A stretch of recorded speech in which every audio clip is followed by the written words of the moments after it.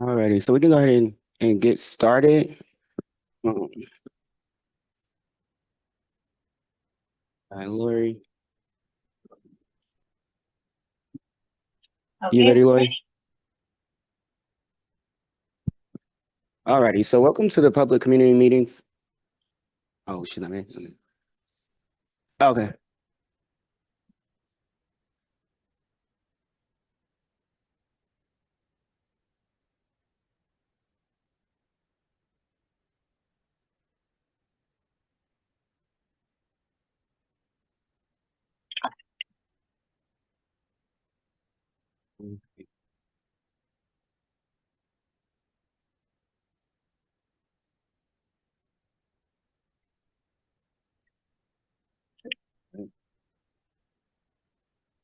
All right. So, welcome to the Martin Street Shared Use Path Public Community Meeting. So the purpose of this meeting is to give you the concept of a shared use path to be constructed in the county's existing right of way. We call it a paper street because it's an undeveloped street. It was Martin Lane. So I'll start off by introducing myself. I'm Cameron McAllister. I'm a senior planning specialist for NCDOT, and I'm also the project manager on this. With me, I have Rebecca Park, who is the transportation unit manager. Um, and also we have our colleague, Brian White, that's working on this with us. We can go to the next slide. Okay, so the agenda for this meeting, we're going to start off with the project overview. It's go over some existing conditions, the proposed design concept, operational considerations, cost impacts, and then we'll open the floor for question and comments. Okay, next slide. Again, so this is the team. I'm Cameron. We have Rebecca. Dan wasn't able to make it tonight, and then we have Brian and Will wasn't able to make it. We'll go to the next slide. All right, so this is the project area. So right now we're currently here. So the path is looking to be constructed from here, connecting Arcola Ave up to Henderson. Next slide. All right, so again, that's a closer zoom in. So we have some critical points where there are crossings, and then there is a cycle track to be constructed on Amherst Lane, and we're looking to tie it into that as well. So again, it's from Arcola Ave to Henderson Ave, and the purpose of the project is to improve pedestrian and cyclist access and build we can go to the next slide, a ADA compliant shared use path. So it goes with the Montgomery County Thrive 2050.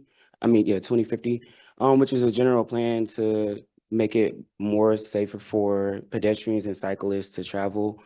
Um, so this is kind of a concept of the actual path. So right now there's an existing, we call it like a foot trail where you could tell that people are walking on it, but obviously it's undeveloped. And so we tried to follow that line that was pretty much that people are already using. We'll go to the next slide. All right, so some of the project goals, again, is to improve the safety for all people, convert the dirt path into an ADA compliant trail, reduce airborne pollutants, and improve roadway safety to provide a route that can get users and pedestrians off of dangerous Georgia Avenue and roads that are a little busier. All right, and now I'm going to hand it off to Brian as we get more into detail of the concept and the design. Thanks, Cameron.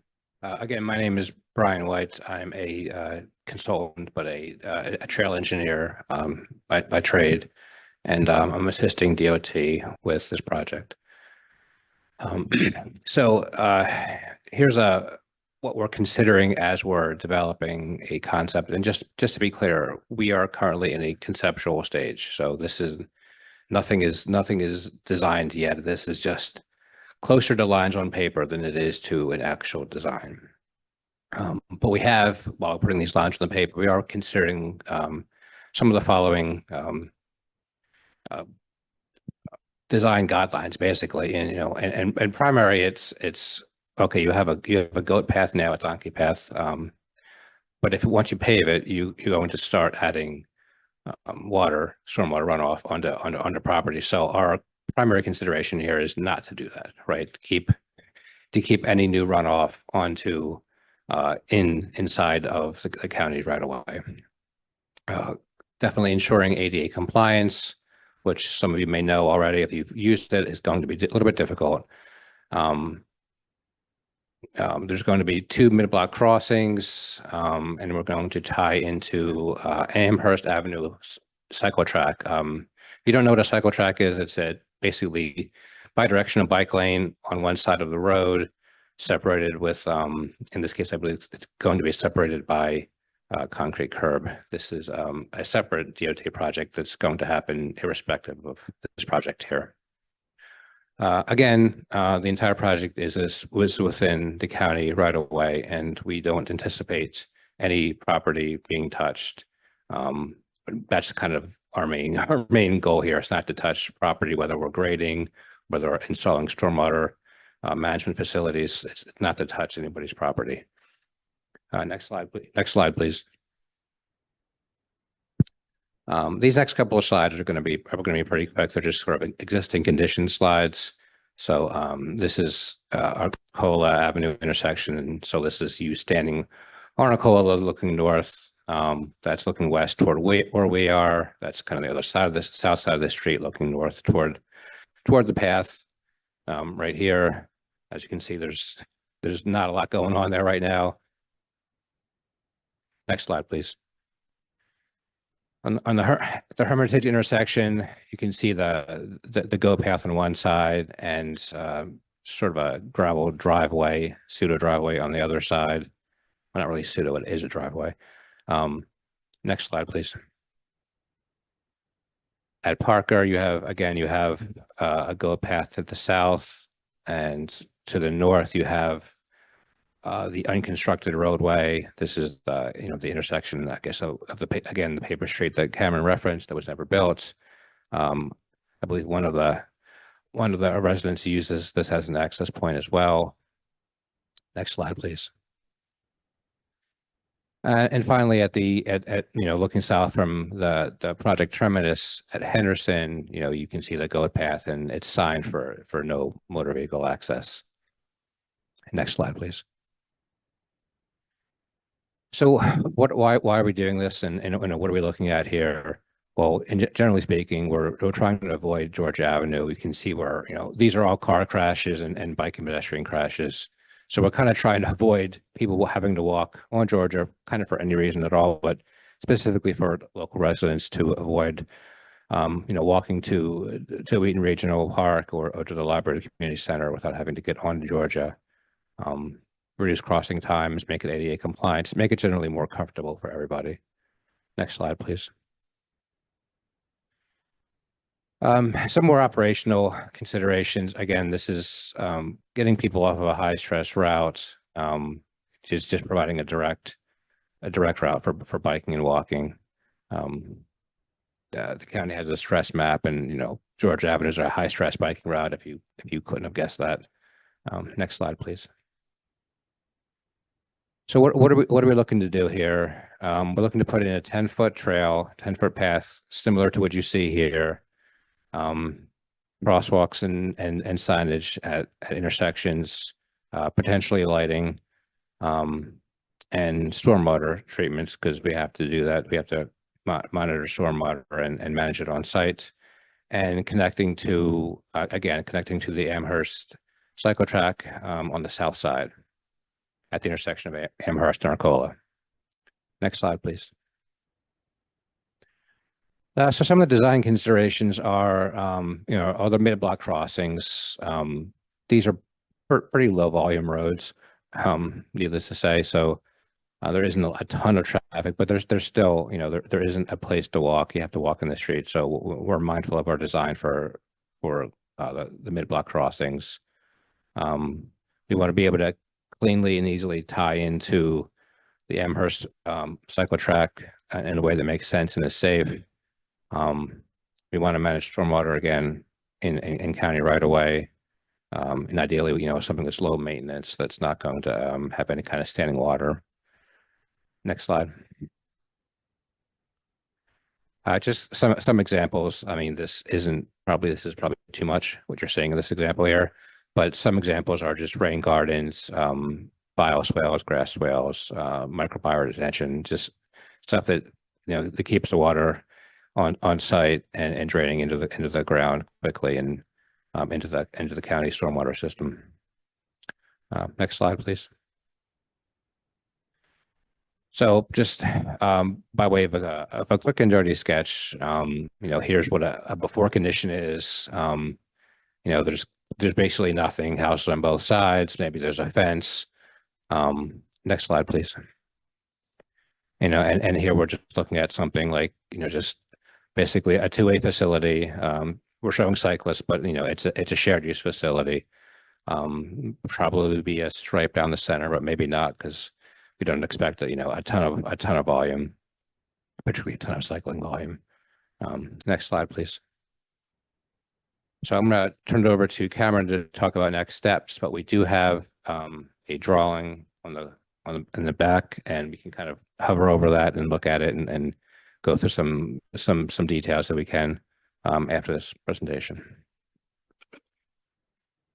All right, so following this, so right now we're at the public meeting.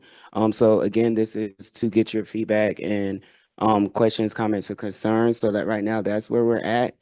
Then we will move to finalize the design and the feasibility report. We would have to submit it to mandatory referral following that, and then if we get funding, then we would do begin construction drawings, and the design will be expected to be finalized by next summer, 2025. Next slide, please. All right, and again, I'm Cameron McAllister. So here's my contact information. You can either scan the QR code and you can leave a comment form. Also, the project website, we have that available as well, or you can also send me an email directly. So now I would like to open it up for any questions, comments, concerns. Okay. Can nobody hear me? Well, we were recording it as well. Okay. Good evening, everyone. My name is, oh, I'm sorry. I was just going to say that my name is Lori May. Hello. I'll be facilitating the Q&A this evening. And so if you have, we'll be alternating between the people present and the people online. So I guess first we'll go with a live question. Okay, two questions. One, where are any environmental studies that have been done to show what kind of impact this may or may not have? But I think more importantly, where's the assessed need for this? Where is the data supporting spending taxpayer dollars on this versus other transportation related projects? Because I can't find anything online. It sounds great and the idea is there, but where is the data supporting the need for it? I can't answer the second question. I think this works. We are, as of I think next week, going out to the field and collecting tree data. So tree heights, like location, sizes, that kind of stuff, to basically do an impact analysis on what trees, if any, are impacted, whether it's on your property or the county property. So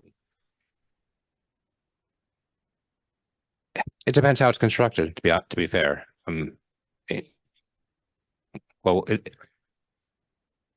Of shoulder, I think the right of way is 40 feet, but there are ways you can lift the trail up over the road, over the ground, put a root barrier in, and put it slightly above grade if you need to. I mean, there are ways to mitigate. There's definitely going to be some places that if this gets constructed, it will have to be shaved down, cut fill, cut in this case, to maintain or to get an ADA compliant type trail. So the answer is yes. No, there's no room for switchbacks. Is this on? Okay. So to answer your question, to add more information to it, instead of just concrete or asphalt, we can look into different materials that will mitigate, that will minimize the excavation and impact on the trees. We'll be looking at flexi pave and other materials other than traditional concrete or asphalt to minimize the impact on the trees. Do you want to answer the second question? Second question. Okay. Yeah, and so for the second question, the data behind it, so Park and Planning does a study. It was also brought up by community residents for the need of it. And then also Park and Planning does have a study on it, would be on their website, right? Yeah. Yeah, so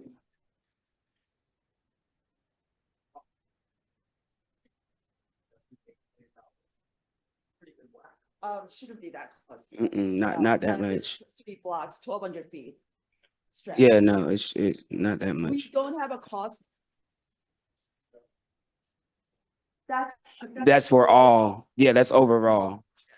Yeah, that won't eat that's the budget for like just capital improvement projects, but not this specific project. That's where the money will be coming from, but not that amount. Sorry.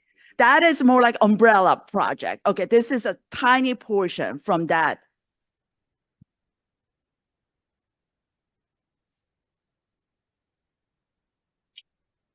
Well, this will prevent the people riding bikes on Georgia Avenue. I mean, this is a parallel to Georgia Avenue. And then if you know, if you haven't been informed yet, we are also designing a bike facility along Amherst Avenue. So this will be connection to that.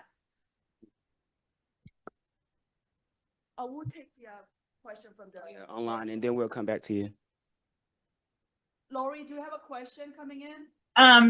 First, can I ask that you guys repeat the questions when they're asked by the resident without a microphone, because we're not hearing that dialogue virtually. Okay. Okay. And then we do have a question from Craig Rudenberg. Craig, can you unmute yourself? Yes, I can. Great. I'm just making an observation that there's already bicycle access from Arcola to Henderson that attaches directly to Nairn Road, to Hermitage and Henderson, and could be connected to Parker. And I'd have to think about the other road. But if you go in from Arcola on Nairn Road, there's a park trail that's paved, and it runs all the way over to Henderson with a little bit of a dogleg connection through two different points. So this is actually a duplication of existing right-of-way, or at least navigable trail. I would have to look into that. I'm not sure. So that's further north. Okay. No, it's basically at the bottom of Hermitage. Okay, Hermitage runs into Nairn Road, which connects to Arcola. Torricola, just to the east. And right next to the end of Hermitage Road is a paved access to Wheaton Regional Park. That paved access, after maybe 50 feet,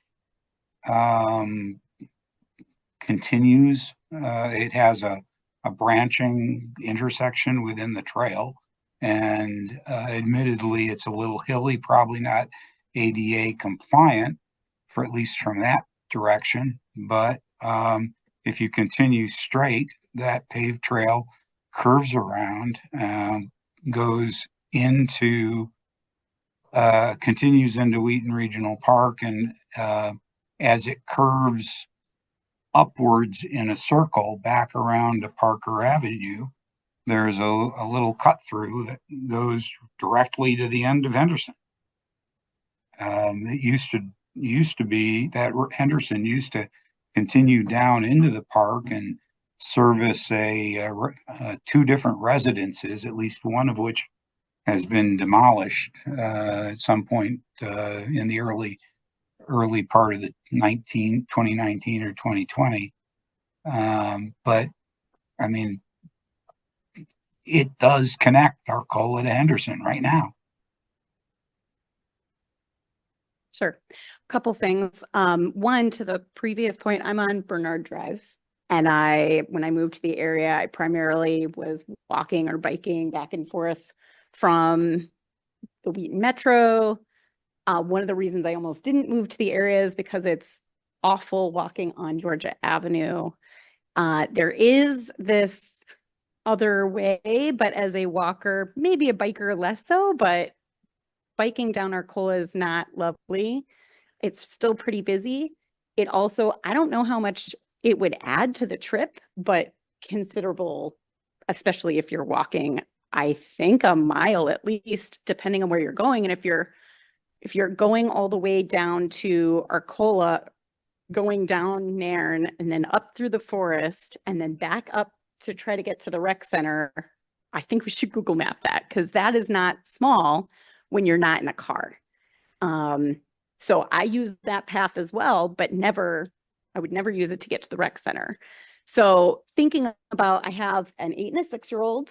I would love it if they get a little older, if they could bike right over to the rec center. Right now, they would have to hop onto Georgia Avenue. I would never feel comfortable. Even as an adult, I don't feel comfortable on Georgia Avenue. You're right next to buses going, I don't know, 40 miles an hour. I see people almost get hit all the time. I've almost hit people because of the design of the street. It's just truly not safe. So this little cut through to me seems like a crucial component of walkability of the area. It's proven that walkability in an area is better for people's health. It's better for property values. It's better for retail sales, the viability of the area.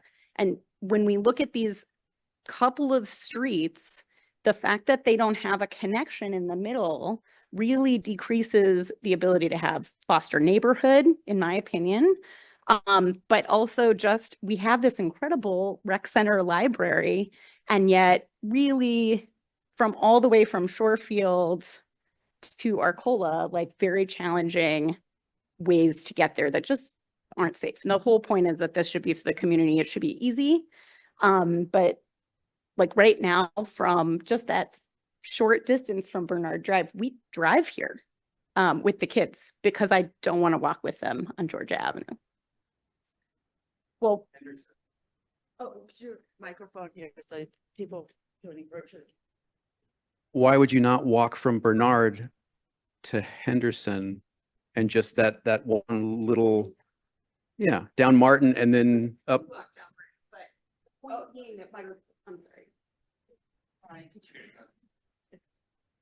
So I do walk down Martin, but depending on the weather and a bunch of different things, like it's muddy, it's not always easy to get through. Like sometimes we have a wagon because we have other things. It's not easy.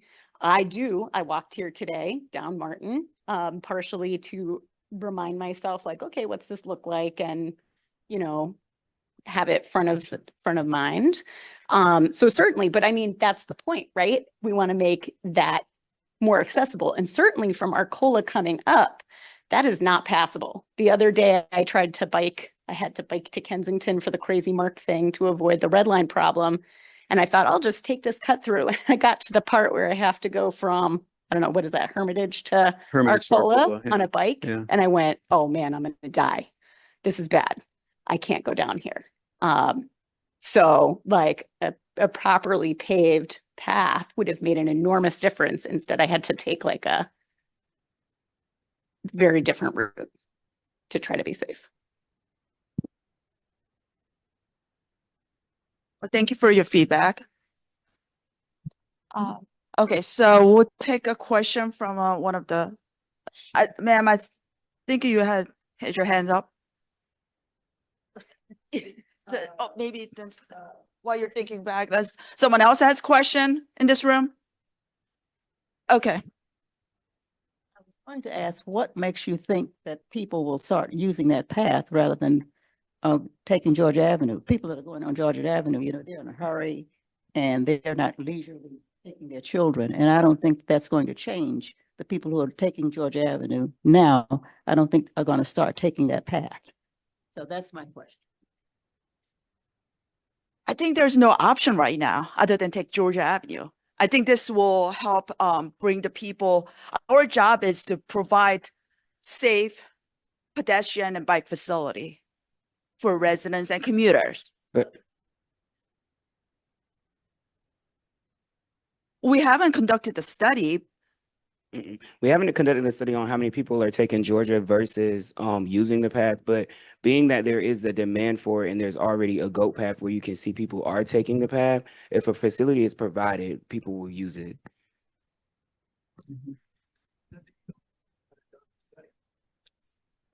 Right? So you really don't have the numbers to support what is effectively an opinion, right? Well, the study will be conducted through Parks and Planning, so the need for the path is conducted through Parks and Planning, and then it's. But if come you into haven't our seen the study, why are you doing the path? Like there seems to be a disconnect between it's a path that you're saying needs to happen, and I believe that you believe that. But if you haven't seen the study, how do you know what that need is? It is in your bike master plan. It is in the county's bike master plan to have a trail there. Just That also, we also look at things holistically. We need to like, improve the network of the bike and path facilities. As I said, there's an Amherst Avenue. So there's a cycle path again on Amherst Avenue that this will tie into as well. So it will provide a connection for the whole community as a whole, not just this one path. So if you're not familiar with, there's a BIPA. It stands for Bike Pedestrian Improvement Priority Areas, which was created by former council member Hans Rimmer. We have a Wheaton BIPA. So not just the Amherst, but we also McComas and other parts of areas where we're putting in ped and bike facilities for the pedestrian and cyclist safety. So we are looking at things holistically. We're not just looking at this Martin Street shared use path. Of course, tonight's meeting is just about Martin Street shared use path, but we are improving the network connectivity. That's what we are doing. Okay, if you want to add something. Yeah, and I was gonna say, and another note is that this is already being done in right of way, so no property impacts or no like property acquisition. We can use that county right of way to make it safer for pedestrians and cyclists. Let's take a question from the line. All right, do we have a question online? We do have a comment from Rosa Greenberg. She says, I am a disabled community member. My sister and her family live on Hermitage, and I bought a house on Henderson this year after renting on Parker for the last 2 years. I love the neighborhood. As a person with mobility issues who cannot drive, I am in strong support of this project. I currently have accessibility issues with the existing path. It is bumpy and uneven, and if I need a mobility aid in the future, it would be very difficult or entirely impossible to use. The path being paved and ADA compliant would be enormously important for the neighborhood being accessible. That sounds good. Thanks for your feedback. The umbrella budget that you guys were talking about, is that like a fixed allocation of funds towards these improvement projects, or is it what doesn't get used gets put back into a large pool? And are essentially every neighborhood kind of vying to get project funding like we are, or is it a first come first serve? How does the funding distribution work, I guess is. So this that funding we saw, that's allocated just for the ped and bike facilities project. It doesn't go into general funding, only for the paths. Yeah, that was the CIP number we saw. What was your second question? I answered none of that one thing. Okay. All right. Lori, do you have a question from virtual attendees? I do not. Okay. All right. So then we'll take a question from the in person. Hi, I got I guess a couple of comments and questions. So my first comment is I live, by the way, right on along Martin Way there. I do agree with my neighbor. I think you need to do some assessment of current usage and projected usage before you move forward with this. At the end of the day, we're only talking about 1,200 feet. That still doesn't get you very far north or south. The one pedestrian bicyclist injury that was noted on your map was at Henderson. Everything else was auto. So this would have done nothing to prevent that one particular bike pedestrian accident. And then I guess my questions are, first of all, you're going to have a significant runoff issue. This is more of an engineering question. You're going to have a very significant runoff issue in that space between Hermitage and Parker. There's already you have an easement back there. They've already had to do flood mitigation back there. There is currently a whole drainage network that goes along the back of Mr. Parker's property.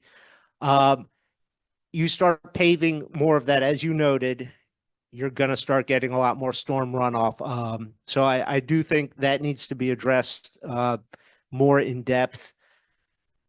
In terms of, I guess, safety, I haven't heard any mention of lighting or some type of barrier devices to prevent people from driving on there. And then I'm just wondering if there's some happy medium, maybe a maintained trail, something gravel based, something's that's somewhere in between that improves accessibility, but doesn't go all the way into a full paving project. Well, first of all, thank you for your comment. Understand that this is just a concept as far as what type of material we're going to use, and we haven't started the environmental assessment yet. I know what your concern is. We don't want another highway in between the houses. So we will look into that. Like I said in the beginning, we are not going to necessarily use asphalt or concrete. We could use some different types of materials, and also put like bollards or something that prevent the cars coming in. So those are great comments. Again, this is a concept stage, and the purpose of tonight's meeting is to get your feedback.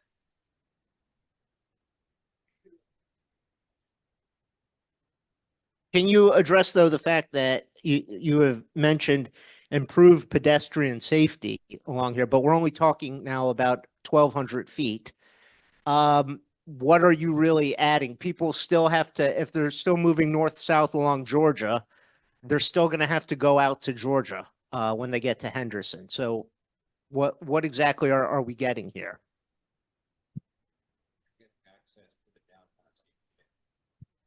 Right, but No, there's a two-way cycle track being built on Amherst that connects to this. That's what you're getting. This is sort of an extension of that into the neighborhood more than anything else. right, but when they get to Henderson, you still have all the same problems. What if you're coming from Henderson? Or Shorefield. No, well, no, it's Henderson because it would stop at Henderson. On the north? So, so in that case, then you're moving now away back towards the park, which, as somebody else mentioned, I think it was online, you already have existing pavement. I think this gets to usage. I think that this really speaks to expected usage, current usage and expected usage, which I do think you need to get a better handle on in terms of planning. So. I have a question, actually.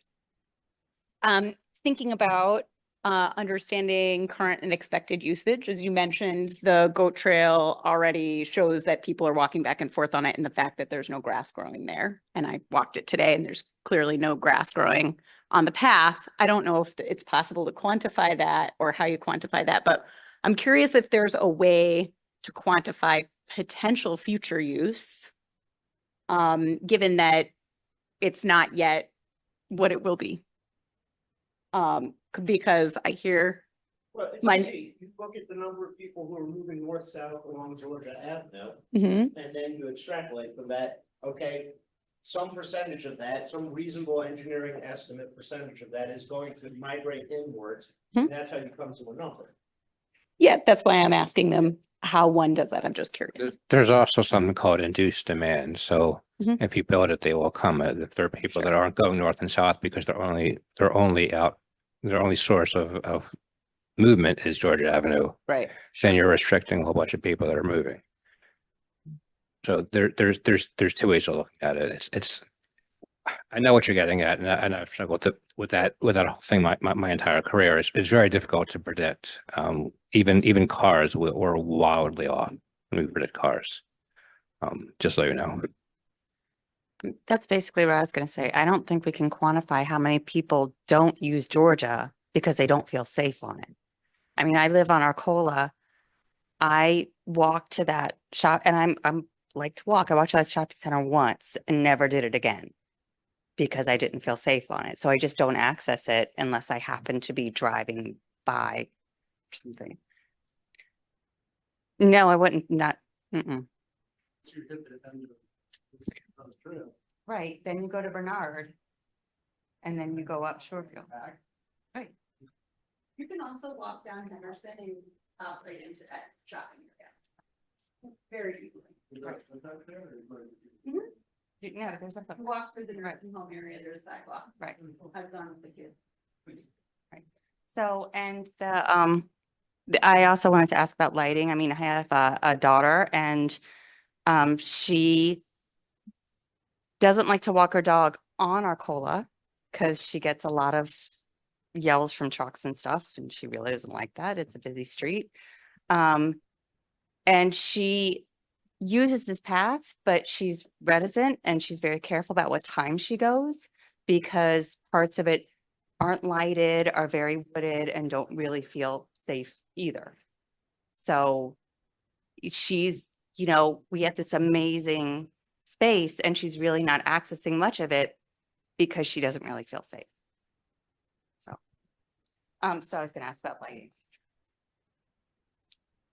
So it's a county requirement that every time we put a new path, we put lighting for the pedestrian safety. Sorry.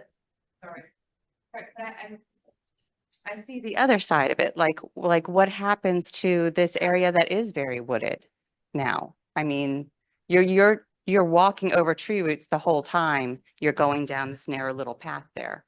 So all that's going to have to go, I assume. And then what happens to the water and the erosion and all that? So as Brian explained to you, the audience in the beginning, we will have a stormwater management stormwater management facilities to treat the runoff from this new path. Whether it's a microbial swale, like the ones with the plants in the dry swale, or some different types of the facilities. We're far away from any kind of serious design on A, the stormwater, and B, what the actual path alignment is going to look like, because we try to avoid trees in that concept, but that's just a concept. So we are having a landscape architecture firm looking at the impact, the tree impacts, and if they say, hey, this is a tree that's either dying or worth saving, we will adjust the design accordingly. That's we always do. So I like trees too. Does it have to be a consistent width? No, I don't think it does. No, we often narrow a path, to save a champion tree or to save something that is extremely difficult or expensive to move. So that happens all the time, right? Particularly on paths that aren't going to see 1,000 people a day. I don't want to get into any numbers. I don't know what it's going to be, but it probably won't be 1,000 people a day. Right. It looks like we might have a hand up online. We do. We actually have a comment and some hands raised. Let me start with the comment from the chat. My name is Sarah Anderson, and my daughter Rosa just made a comment about accessibility. As a senior citizen who cares for my grandchildren most afternoons, the path being accessible would be enormously helpful. I push strollers regularly between Henderson and Hermitage, and a paved path would make the route accessible and safe. I am also in strong support of the project. And then we have a question from Louis Schlitz. Yeah, hi. I also live on Parker, and I use this path a lot when I was commuting to work. And I'm able-bodied, and it wasn't hard for me to negotiate, though there were a lot of routes to trip over, and it did get muddy, and it was fairly inconvenient, but it wasn't very difficult for me. But I think we really do need to consider people in the neighborhood, even though it's a small number. And I understand a lot of the skepticism about the impacts of the path. But even though it's a small number of people that might now have access to this, a lot of those folks have mobility issues. And as the comment just recently, there are a lot of parents with strollers who can't go this way, can't even get into the paved path in Wheaton Regional Park because the bottom of Parker is still gravel. I think that is also slated to be paved and will be more accessible. But folks with walkers, strollers, and other mobility issues, this would be a real boon to them. And I think we need to really consider, again, even though it's a small number, they shouldn't be excluded. Thank you. Thank you, Louis. I just wanted to add to what Louis said, that I walked down the goat trail just the other day with the stroller, and it was a it was exciting. There was juggling of the baby involved, so it would make a huge difference for accessibility to be able to just walk down the path that's there.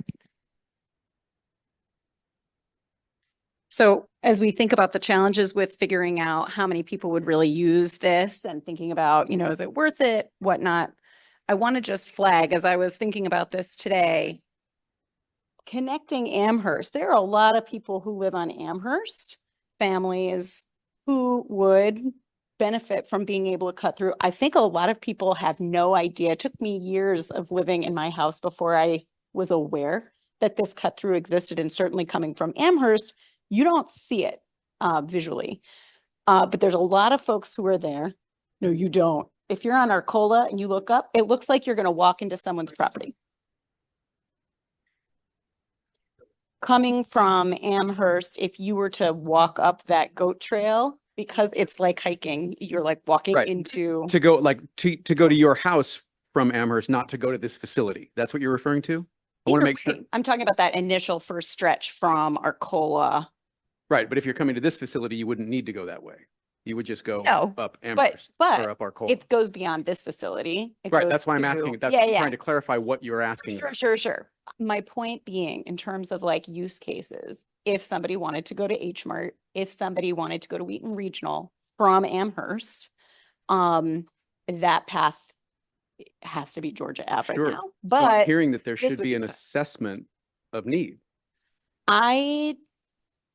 I'm for an assessment, but I'm hearing that it's very challenging to assess. So I'm thinking about how many people live on Shorefield, how many people live on Amherst, and that could be connected.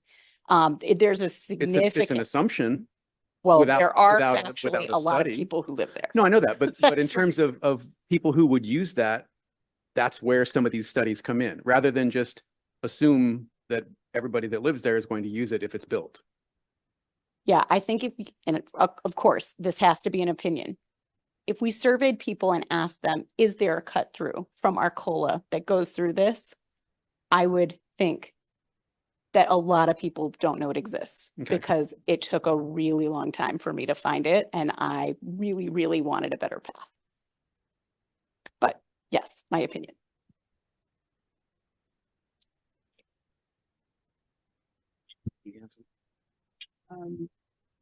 I want to know, how long would the project take once it was decided? And also, do we as the community have any voice? Has this decision already been made?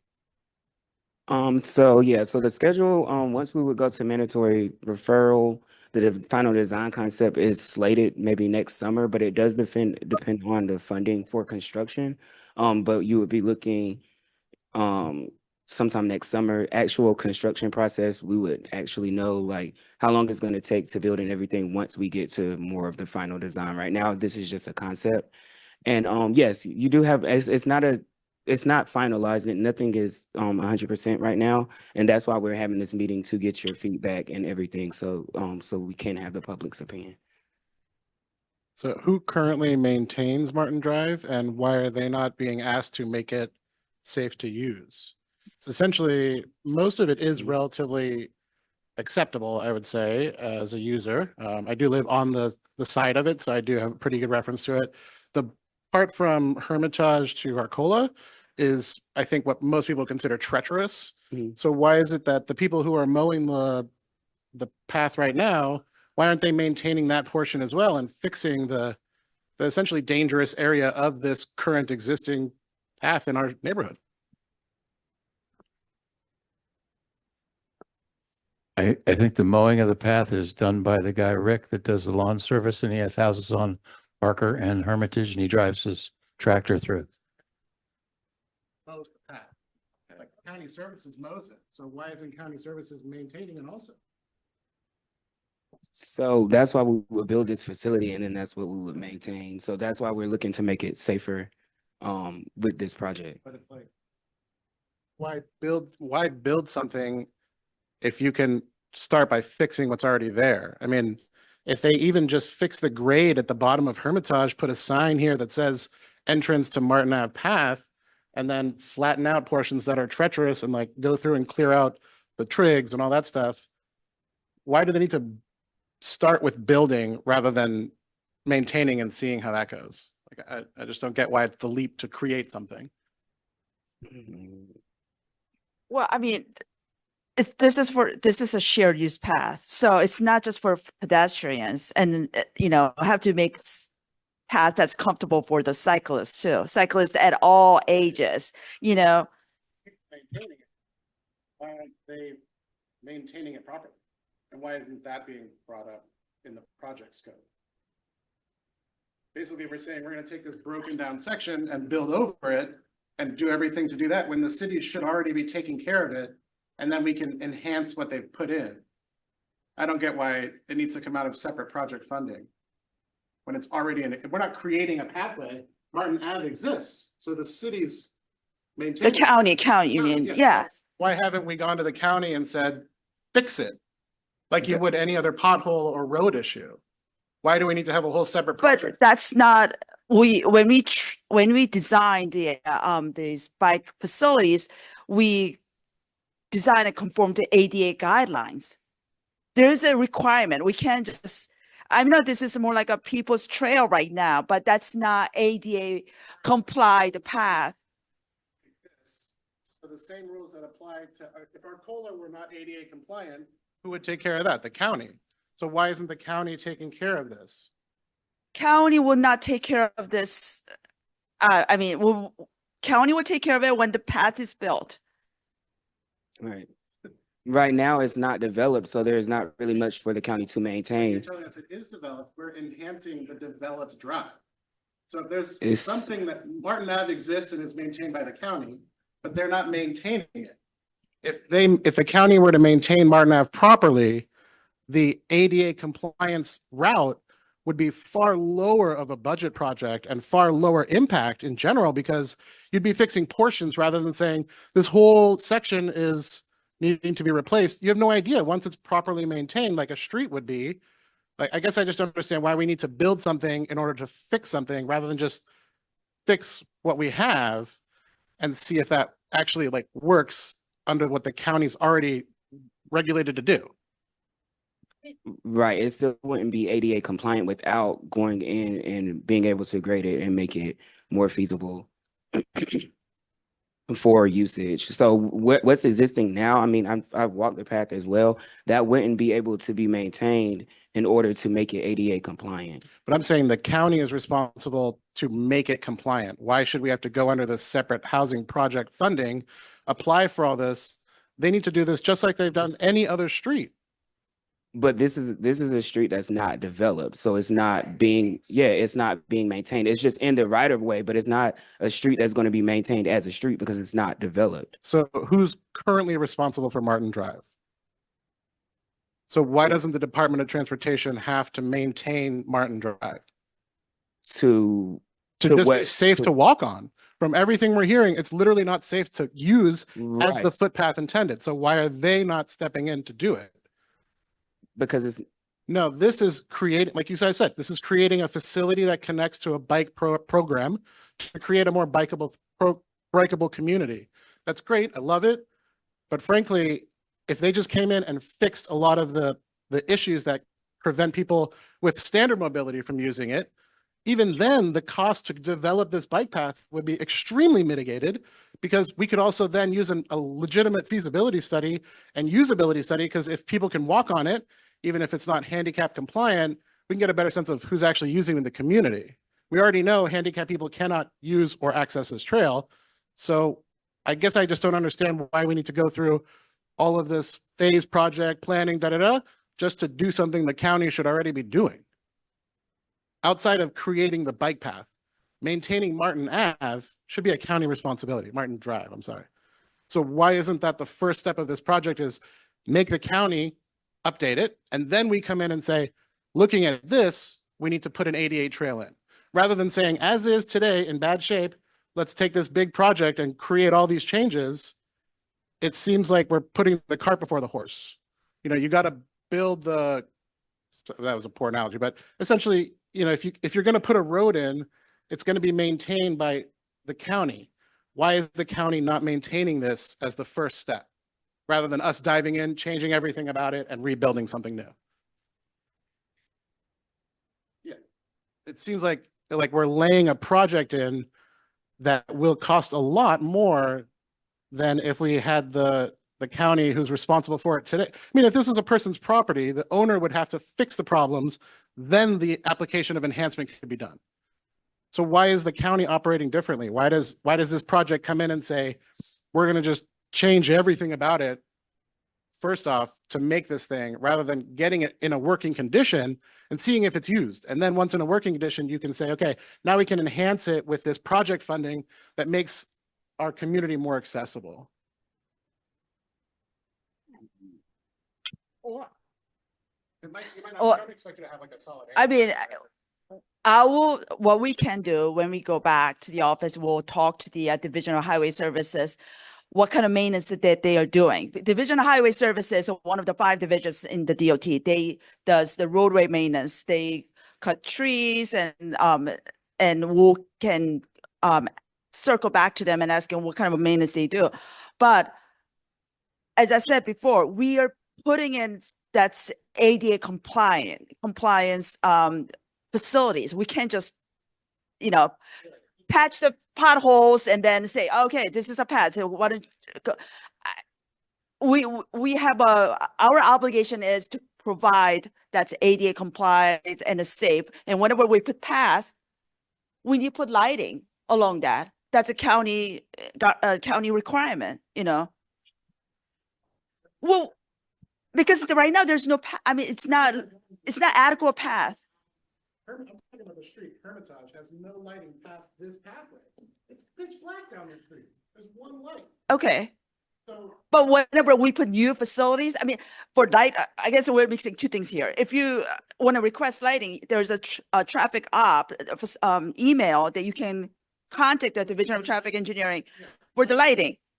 What I'm saying is that whenever we put in new facilities, side path, and then, bike path, we put in new lighting. county decides to put in a new project, do they just say, yeah, that's a great spot, or do they invest No. that land and make the seller of the land or the current owner maintain the property? I guess it just seems like the county is responsible for doing a lot more that could fix half of these problems. So I'm sure I would be concerned if they treated it as a road, honestly. I mean, if you start pushing down that way, I'm concerned that they would treat it like a proper road and pull all the trees and all the rest of that. I mean, no, I think that this looks quite different in a meandering path that follows the current use. I use it regularly. When we go, yeah, I think some other uses have been talked about. We use it regularly. I'm glad they're not doing studies left and right.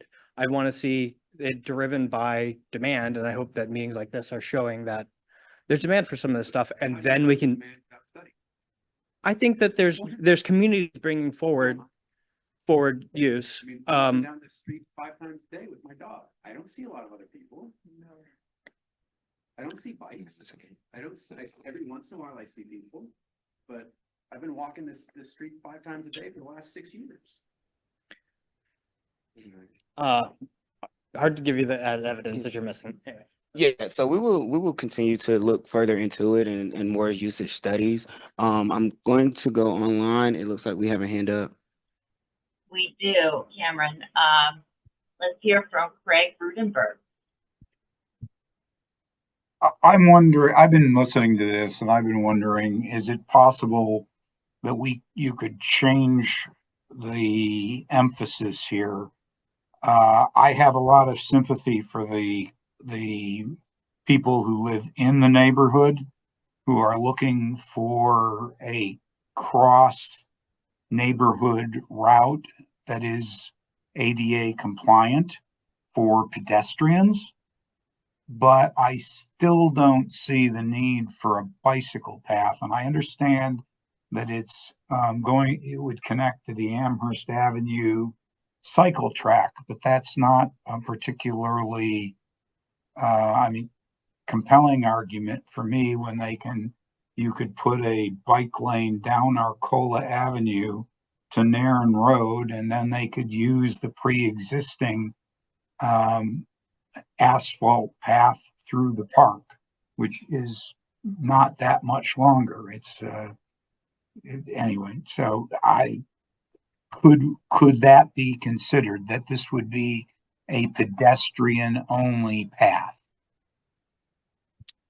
We can consider that. So right now it's slated to be a shared use path. So it's for pedestrians as well as cyclists. So it's not going to be like a traditional cycle track where it's just 2 ways for a bike. But it will be 10 feet and it's used for.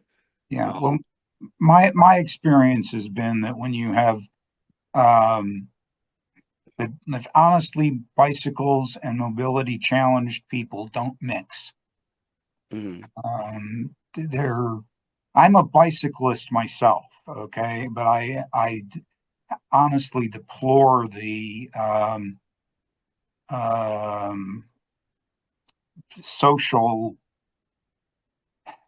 responsibility of a lot of bicyclists. Okay, I mean, I'm both a biker and a runner, and my interactions with a lot of bikers as a runner has not been positive. And that's why I think that if we are going to do something like this that would benefit the mobility challenged in our neighborhood, that seems like a worthwhile goal. And it also might mean that a lot of the environmental concerns that have been raised today would be could be mitigated. Perhaps for pedestrians only, perhaps you don't need a 10-foot wide path. That's just a hypothesis, but it's something that seems to me that if you aren't trying to accommodate bicyclists, you might be able to do with a more de minimis development. So anyway, that was my comment. I was wondering, because I know I'm the one that keeps hitting on this point that there is a bicycle way not far from here. I have a Google map up on my other monitor. Is there some way I could share my screen just to so everyone can see what I'm talking about? No, I'm sorry. Okay, well, perhaps somebody in your meeting could, if replace the PowerPoint slide here with a Google Maps image of this neighborhood, including the western park that abuts all of these streets. So that everyone can see basically what is already existing for bicycle as a route for You got a bicycle slide. traffic. If you go to slide 4, Lori, it's the overview of the map. Okay, great.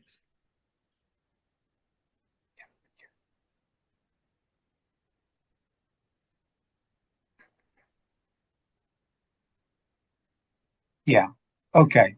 You can see this. If you go from Arcola Avenue down just a little bit to the right of the green line, you can see that there is Nairn Road extended to Hermitage.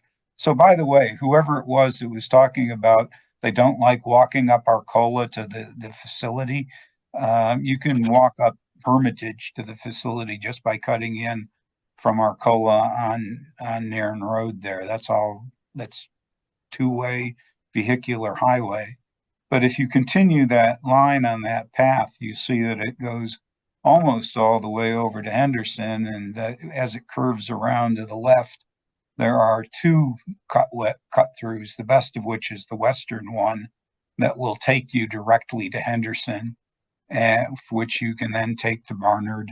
And the grade is not bad at all. I will admit the grade is quite steep on the western side of that loop, but on the right-hand side of the loop, it's not bad at all.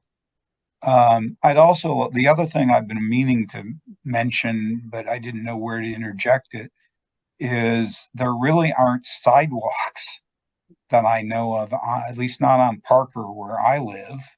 So again, you would be directing a lot of traffic into the neighborhood streets where there's no ADA compliance per se either. Okay, so, but still, I mean, that's something else that might wind up happening is in order to, once we put this path in order to better and more safely connect to it, they could be building sidewalks, much the way they did on the west side of the road. There's been several sidewalks put in on the east-west roads coming off of Georgia to the west. But, and by the way, that I thought was an extremely worthwhile expenditure of the county's money, was, you know, building sidewalks to make roads more walkable. But anyway, but that's, again, that's focused on pedestrians, not on bicycles. That's all I have to say. Great, thanks for your feedback. Yeah, I think my neighbor said pretty much everything I wanted to say. There seems to be two competing interests here, both of which are, I think, equally valid and important. On one hand, there are people who in our community who would greatly benefit from increased access. I think that goes without saying, and I do think that is a worthwhile goal. On the other hand, I think I speak for a lot of my neighbors when I say we really like our neighborhood kind of in much the way it is, and we are, at least I am, very reluctant to start doing major changes to it. So I would strongly urge you to go back and, as my neighbor just said, and I think it's come up a couple times, to look at some happy medium between the two. Increase pedestrian access. I don't think we need to go all the way up to bike access. If you're looking at that map, you have on the west side of Georgia, you have Grandview that goes all the way from University up to Randolph. That to me seems like a much more viable route for north-south movement of bicyclists along that section of the Georgia Avenue corridor, instead of having them come in, cut into the neighborhood for 1,200 feet just to cut out again. So I would strongly urge you to go back and think about some happy medium that balances the need for pedestrian access, but doesn't start opening it up to bikes going up and down. Thanks for your feedback.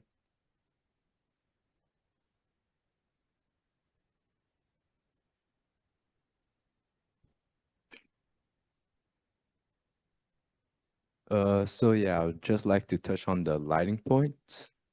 So I use this path almost every single day, but I don't use it during before sunrise and after sunset because, sorry, if you go through the path after those times, it's all dark. You can't see past your knee, basically.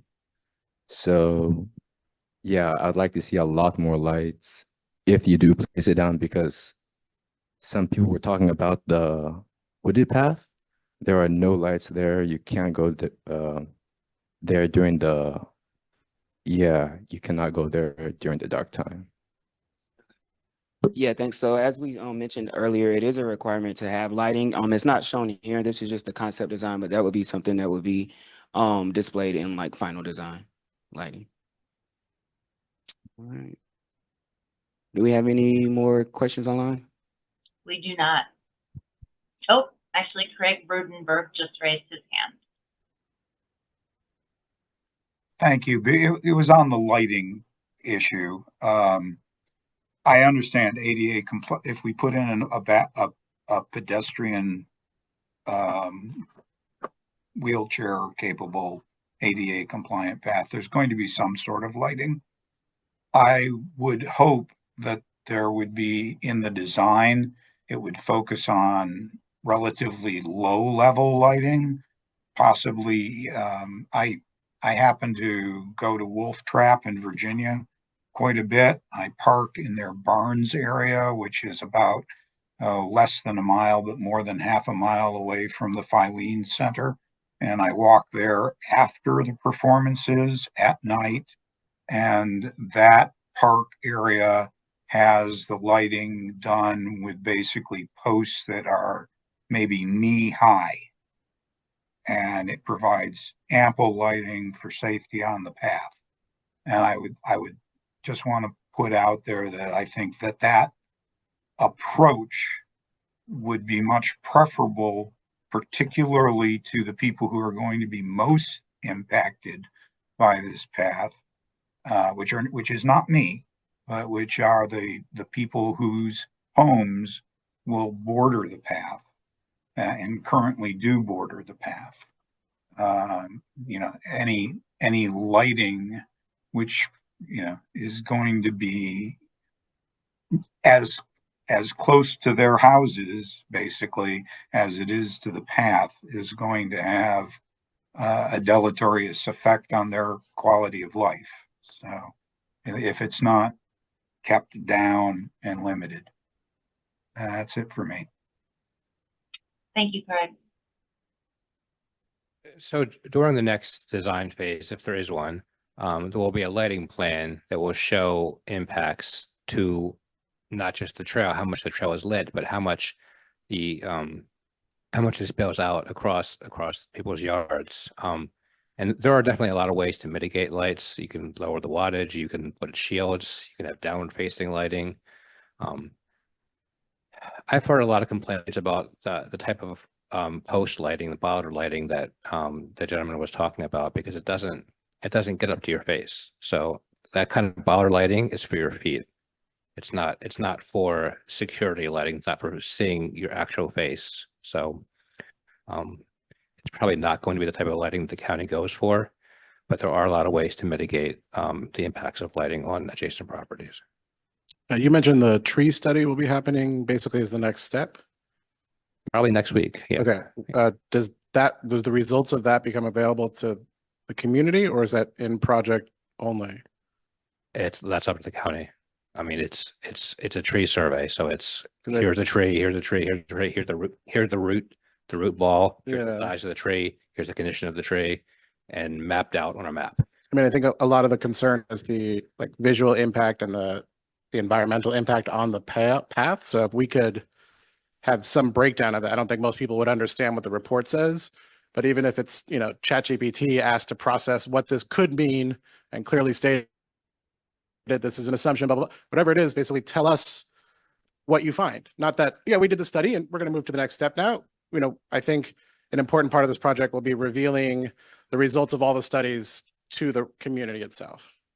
Certainly would be. Yeah, that's standard procedures as far as my job goes. I imagine the county is the same way. We go to 30%, which is the next phase. You'll see stuff like, here's where the stormwater management's going to go. Here's where a tree is X'd out. That means it's going away. Here's where a new tree is planted possibly. So that would be part of the next phase. But if it goes to the next phase, you would see that information. Absolutely. Right, yeah. So there is a project website, and as we would move further along through the project, those updates will be posted on that website. All right. Well, I think that may be the end and concluding of the meeting. Again, I want to thank everyone for your time and also your feedback will go into consideration. Again, my name is Cameron. I'm the project manager. You can email me directly, or you can always check the website for project updates. Again, that comment form is open. So if you have any questions, comments, or concerns that weren't voiced tonight, you can always use the comment form or email me. All right. With the slides, yeah, you can have, well, it's a little wrinkled, but you can have this one. Take that one. You're welcome. I have a question. Yeah.